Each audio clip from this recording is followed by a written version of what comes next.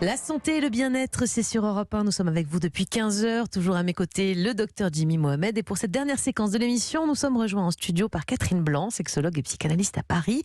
Catherine, aujourd'hui, on va écouter la question de Marc, il a 25 ans. Bonjour, voilà, j'ai une question. Ces derniers temps, mon copain a très envie de faire l'amour, mais le problème, c'est que pendant la pénétration, il perd son érection. Alors, je vous cache pas que moi, ça me met mal à l'aise. J'aimerais vraiment avoir une réponse à ça.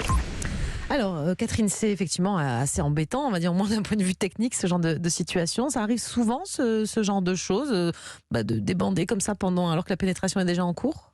Bien sûr, et ça ne concerne pas qu'un couple homosexuel, c'est aussi vrai dans un cadre hétérosexuel, parce que l'envie est une chose, l'envie dans la tête, l'envie même la compétence dans le corps, et puis il y a tout ce qui s'en mêle, c'est-à-dire la culpabilité, les histoires tout à fait inconscientes d'ailleurs, parce que il est très actif et très en désir, mais tout d'un coup il y a d'autres choses que cela raconte, des peurs, des culpabilités, qui peuvent tout d'un coup venir mettre, ou des protections de l'autre, comme si la pénétration était vécue comme une agression de l'autre, même si techniquement on sait bien que non et que c'est attendu et demandé par son partenaire ou sa partenaire. Le fait est que notre inconscient nous joue des tours parce que notre histoire de construction psychique, elle est passée par des tas d'événements, des tas de lectures ou des surlectures à des contextes particuliers qui font du coup des empêchements ou des interdits et donc des protections mises en œuvre. Mais du coup, là, il le dit, c'est dès le début de la pénétration.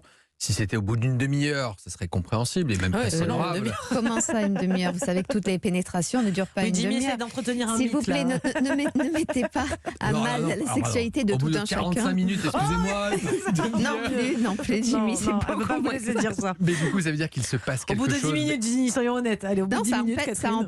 ça empêche la pénétration. Pour nombre d'hommes, leur perte d'érection peut empêcher complètement la pénétration, par peur pour eux, par peur pour l'autre. Et évidemment, ça ne veut pas dire qu'on ne s'aime pas, ça ne veut pas dire qu'on ne peut pas avoir une vie sexuelle autre que pénétrante, mais évidemment, elle est limitée par cette problématique qui est d'ordre psychologique essentiellement. Mais pourquoi c'est vraiment au moment de cette pénétration que cette érection parce que c'est là qu'est l'enjeu. Il semble... Ah oui, C'est là l'enjeu en même temps, tout le rapport sexuel pour moi est un enjeu, non ? Enfin, je sais pas. Oui, mais ça c'est un enjeu particulier. Alors ça peut être, puisque là il s'agit d'un couple homosexuel, peut-être aussi, c'est sa compétence à pénétrer le corps de l'autre, avec tout ce que ça lui renvoie. Oui, on n'a pas les détails de son histoire. Peut-être de féminin d'ailleurs, et c'est peut-être pour ça qu'il y a cette orientation sexuelle et la crainte de la pénétration. Mais justement, c'est ça qui est intéressant. Qu'est-ce qui fait quelle lecture un homme peut-il avoir de sa sexualité, de sa pénétration et de ce que cela implique ou pour lui ou pour l'autre. Et ça, c'est vraiment d'ordre psychologique complètement inconscient. Et malgré son amour, malgré son désir, malgré l'excitabilité qui est la sienne et celle de l'autre, et c'est pour ça qu'évidemment le partenaire ne doit pas le vivre comme étant un jugement de ne pas être assez désirable, puisqu'il ne s'agit pas de l'autre, mais bien de ce qui se produit dans la tête de celui qui veut pénétrer et qui fait une surlecture de la réalité en fonction de son histoire personnelle. Et puis, il y a un cercle vicieux qui peut s'installer. On n'y arrive pas une fois. Et du coup, la fois d'après, on se dit, oh là là, si ça ne marche pas, forcément, ça va être blocage. Chronique, ouais. Et donc, c'est un cercle vicieux. Tantôt que la personne en face de vous ne réagisse pas très bien parce qu'elle ne sait pas comment réagir, elle se braque. Du coup, en fait, une panne peut se transformer en une succession d'échecs. Absolument, parce qu'on rajoute du coup l'angoisse de performance que vos demi-heure et 3/4 d'heure risquent d'amplifier, Jimmy. Bravo. Voilà, donc l'angoisse de performance qui évidemment va chaque fois se nourrir de l'échec précédent.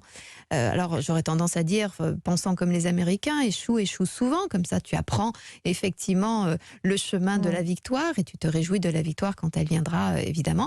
Mais le fait est que dans le domaine de la sexualité, nous avons du mal à le voir sous cet angle-là. Mais là, Marc parle de son mec. Est-ce qu'il y a peut-être d'ailleurs pas derrière finalement une homosexualité qui serait pas tout à fait assumée aussi et qui du coup engendre des difficultés sur le plan technique, quoi. Oui, vous avez raison, mais encore une fois, c'est de toute façon une sexualité pas assumée. Ça aurait été dans le cadre d'un groupe hétérosexuel, c'est une sexualité pas assumée, c'est-à-dire la lecture que j'ai de ma posture sexuelle, tout d'un coup se fait, c'est comme si je me tapais sur les doigts, sur la verge en l'occurrence, pour la faire débander, pour qu'elle ne soit pas toute fièrement. Ça peut être aussi une peur d'être absorbée, mangée, découpée par le corps pénétré. C'est vraiment, c'est pour ça que je dis c'est une peur pour soi. L'enjeu est soit pour soi, soit pour l'autre. Peur du mal que l'autre pourrait me faire, ou peur du mal que je pourrais faire à l'autre, qui fait que tout vaut mieux qu'il consulte quand même pour ce type de problème, non, je Bien pense. sûr, Ouais. et puis de voir très tranquillement, alors bien sûr, et aussi tout ce qui est de l'ordre de l'anxiété, puisque ce doit être aussi une personne qui sur d'autres domaines, dans d'autres domaines, est également plutôt anxieuse quant à ses performances. Donc ça servirait tous les sujets. Très bien. Merci beaucoup, Catherine, pour tous ces conseils.